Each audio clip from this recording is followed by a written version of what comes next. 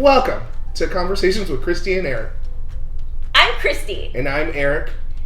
And today we have a special guest with us today. We have Lucy Yao. Yay! Because as you know, we love talking about drag. And today we have an official drag queen. 5 stars. Yes! It's so exciting. I think since a lot of our viewers aren't completely familiar with drag, maybe we should start with what is drag? Okay. I know some people think it's still racing. Right, and I had a friend who said, Christy, I thought drag was drag racing. I think with drag, drag is anything. That's why I love drag more than anything else. It's anything under the moon. It's whatever you interpret as your own creativity, your own self-expression. This is what I do, but I love all forms of drag. When I was first going out, when I turned 21 at Fab, there are a couple alternative queens there, and it was really cool. There was one queen, her mouth was sewn shut. She had special effects. It was sewn shut. She was doing Blondie. She was doing Call Me. And then her mouth opened, and then she was just blood gushing. And then she made out with someone with a bloody mouth. Stop talking. And I was screaming at the top of my lungs, jumping up and down. I went with friends, and my friends who had never been to a drag show, they turned to me and they said, "I have never seen joy personified in the way that you are at a drag show." Oh my god. So I think that's wild. Times like that where I was like, maybe I should be doing that. Okay, so our first question is, how did you get into drag?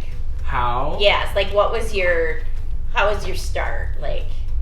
So I've done elements of drag, I suppose, my whole life. Oh, okay. So when I was younger, like any typical young queer person, I wanted to be a pop star. So I would put on shows for my family. I would sing and dance. My top queens at that time, I loved Janet Jackson. I loved Britney Spears, Beyonce. Dancers.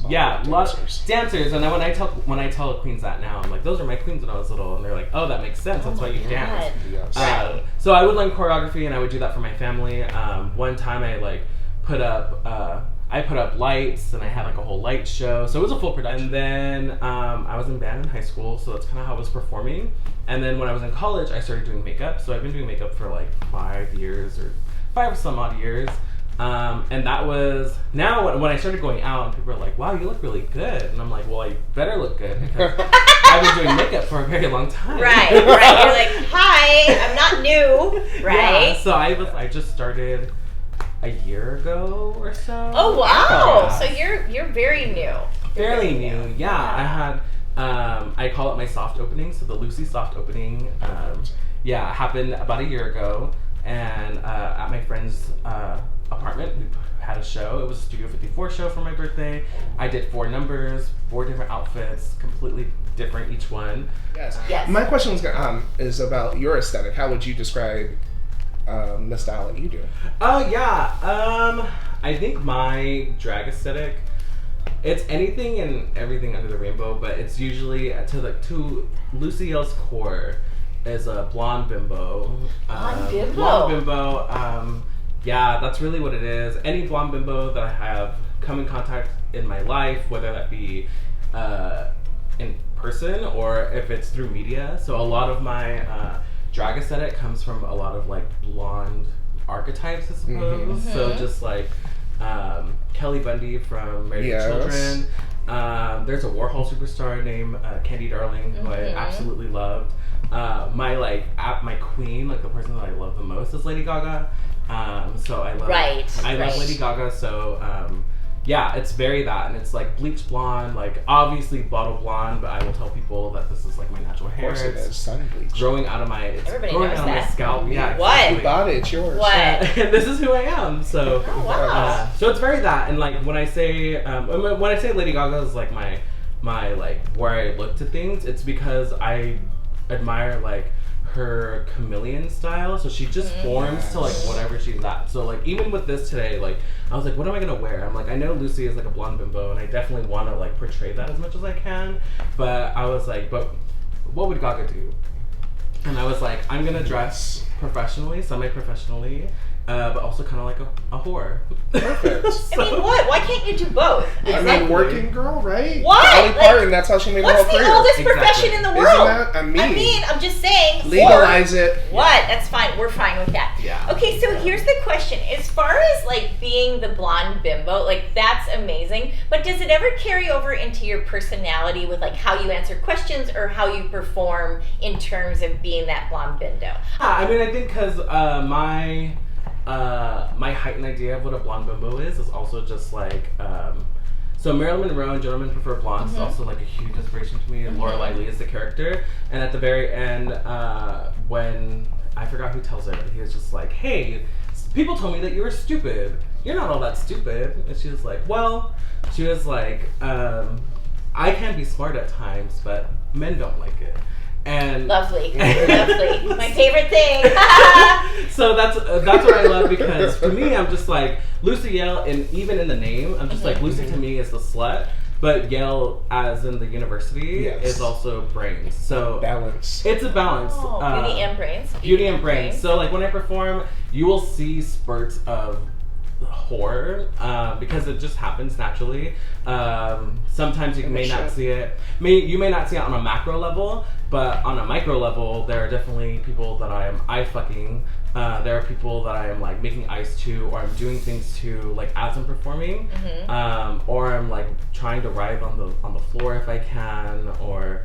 I think my thing that I've been doing is when I get off stage, if I'm wearing a dress, I'll usually like flash the crowd. So Nice. That's a nice one. yeah, Okay. it's just Something little to remember. little Right, spurts right. of it, you know, because Wow. yeah, you got to give them a little bit of excitement. Well, also you have to be different. Everybody has to be different personality to make to come through. Yeah, and then I think it's also sometimes in my song choice. I feel like sometimes most of my songs could be about like sex or like very heavy. There are obviously some songs that I've been holding out from performing because I want to make sure that they are at its like peak horror. Like, and I want it to emit that. And if I feel like I'm not going to be able to like give that to an audience, then I'm just going to hold out until I feel like I'm ready. Right. No, I totally understand. How long does it take you to prepare for a performance or to do a new song? It depends. There are definitely some songs that I have thought about my whole life. Like I've thought about Really? like this is exactly what it's going to look like. This is how I'm going to perform it. There are some songs that, like I said, I used to do performances in front of my family that I have been practicing my entire life. Like one of them that I can think of off the top of my head is Green Light by Beyonce, but more specifically Green Light by Beyonce, that she performs at the Beyonce Experience Tour, because I used to have that DVD and I used to watch it all the time, and I learned all the choreography, and when I did it for my second show, everyone was kind of just like floored because I knew the choreography, I knew exactly what needed to be emitted for that performance. If it's a new song, it depends. There are some songs that I know that I want to do, and I will listen to it over and over again, and I will just start like formulating what it needs to look like and how it needs to come to be. So it depends. It'll either last like 2 weeks, but sometimes like I have things in my repertoire right now that I'm saving that I have made like a month ago. And it's just... You have to be constantly preparing then. Yeah, and wasting that inspiration. Exactly, and I love music so much. Like, so much of what I love to do with drag is because of music. I listen to music and I see colors, I see outfits, I see wigs, I see... The whole thing synchronized. Yeah, Wow. I see lighting. That goes into If I had like my way, I'm like, I see lighting, I see staging, I see dancers, you know? Right. So it could be a very big production because I'm just constantly thinking. That's very type A. It's very type A. I mean, it is because... Well, I think being a performer, that's a really good thing to be. I mean, to have things in a certain way or have an idea for how you want to see everything. Right. No, and your brand and everything else. Mhm. That's Yeah. right. Okay, so that leads into one of the questions I had, and I guess you said your family's supportive because you performed for them many times.